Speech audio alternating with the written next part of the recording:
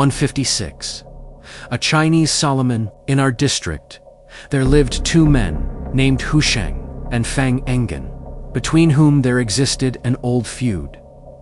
The former, however, was the stronger of the two, and accordingly Fang disguised his feelings under a specious appearance of friendship, though Hu never placed much faith in his professions. One day they were drinking together, and being both of them rather the worse for liquor, they began to brag of the various exploits they had achieved. "What care I for poverty," cried Hu, "when I can lay 100 ounces of silver on the table at a moment's notice?" Now Fang was well aware of the state of Hu's affairs and did not hesitate to scout such pretensions, until Hu further informed him, in perfect seriousness, that the day before he had met a merchant traveling with a large sum of money and had tumbled him down a dry well by the wayside, in confirmation of which he produced several 100 ounces of silver, which really belonged to a brother-in-law, on whose behalf he was managing some negotiation for the purchase of land. When they separated, Fang went off and gave information to the magistrate of the place, who summoned Hu to answer to the charge. Hu then told the actual facts of the case, and his brother-in-law and the owner of the land in question corroborated his statement. However, on examining the dry well by letting a man down with a rope round him, lo, there was a headless corpse lying at the bottom. Hu was horrified at this, and called heaven to witness that he was innocent. Whereupon the magistrate ordered him 20 or 30 blows on the mouth for lying in the presence of such irrefragable proof, and cast him into the condemned cell, where he lay loaded with chains. Orders were issued that the corpse was not to be removed, and a notification was made to the people, calling upon the relatives of the deceased to come forward and claim the body. Next day, a woman appeared, and said deceased was her husband, that his name was Ho, and that he was proceeding on business with a large sum of money about him when he was killed by Hu. The magistrate observed that possibly the body in the well might not be that of her husband, to which the woman replied that she felt sure it was, and accordingly the corpse was brought up and examined.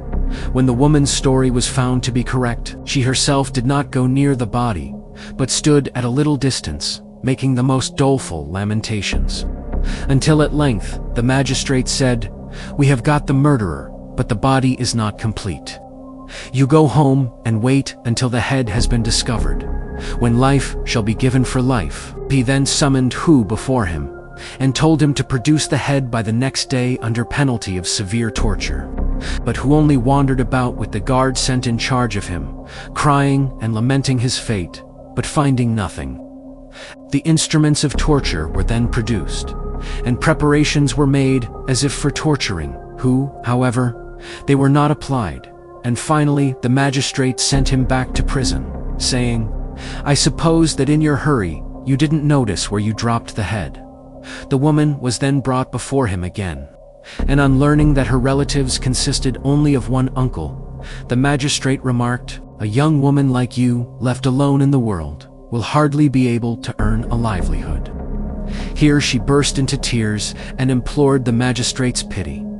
"The punishment of the guilty man has been already decided upon, but until we get the head, the case cannot be closed. As soon as it is closed, the best thing you can do is to marry again. A young woman like yourself should not be in and out of a police court." The woman thanked the magistrate and retired, and the latter issued a notice to the people, calling upon them to make a search for the head.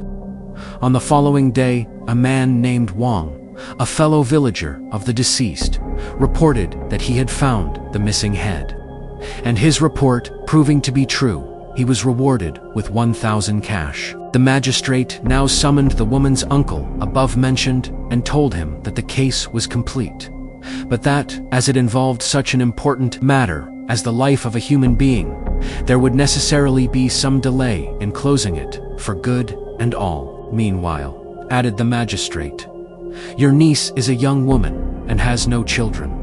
Persuade her to marry again, and so keep herself out of these troubles, and never mind what people may say."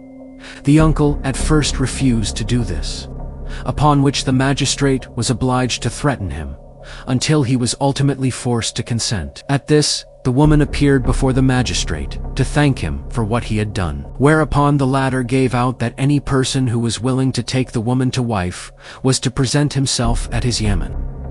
Immediately afterwards, an application was made by the very man who had found the head. The magistrate then sent for the woman and asked her if she could say who was the real murderer, to which she replied that Hu Chang had done the deed.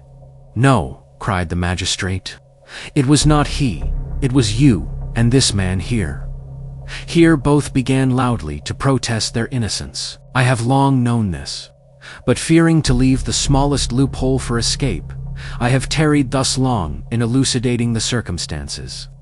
How to the woman, before the corpse was removed from the well, were you so certain that it was your husband's body, because you already knew he was dead?